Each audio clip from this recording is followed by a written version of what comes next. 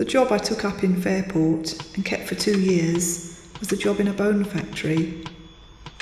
This was a place where fresh and decaying bones, gathered from all over Scotland, were flung into furnaces and reduced to charcoal.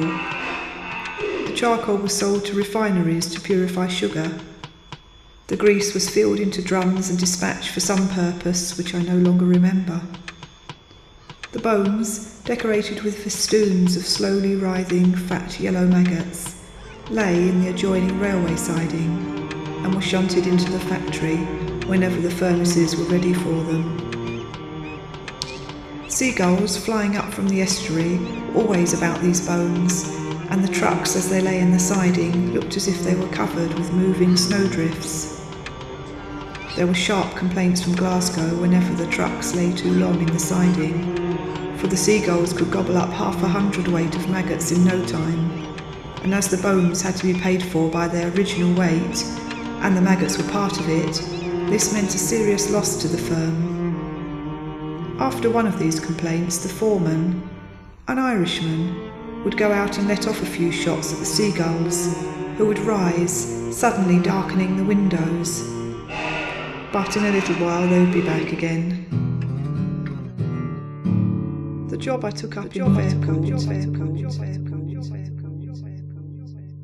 The bones were yellow and greasy, with little rags of decomposed flesh clinging to them. Raw, they had a strong, sour, penetrating smell, but it was nothing to the stench they gave off when they were shovelled along with the maggots into the furnaces. It was a gentle, clinging, sweet stench, suggesting dissolution and hospitals and slaughterhouses, the odour of drains and the rancid stink of bad roasting meat.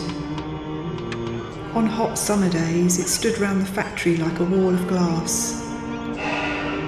When the east wind blew it was blown over most of the town. Respectable families sat at their high teas in a well of stink. Many people considered that the smell was good for the health. The workers in the factory were mostly Protestant Irish.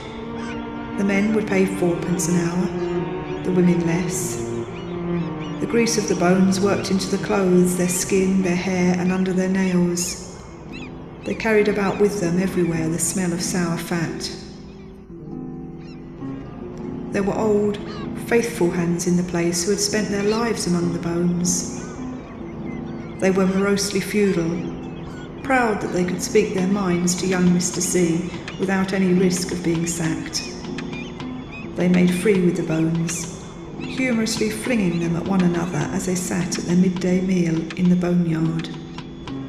The older ones cynically stirred their tea with a pointed dry bone. There were fights occasionally.